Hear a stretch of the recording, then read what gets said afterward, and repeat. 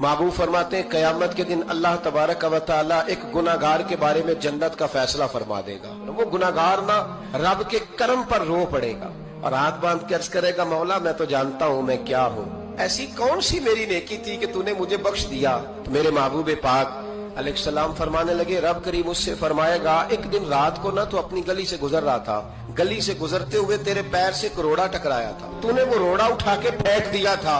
क्यों फेंका था?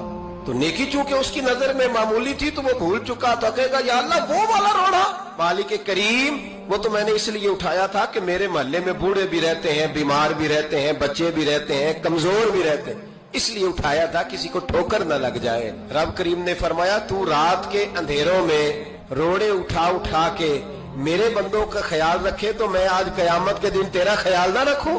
फरमाया, उसे रोड़े के उठाने की बरकत से मैंने तेरे लिए जन्नत का फैसला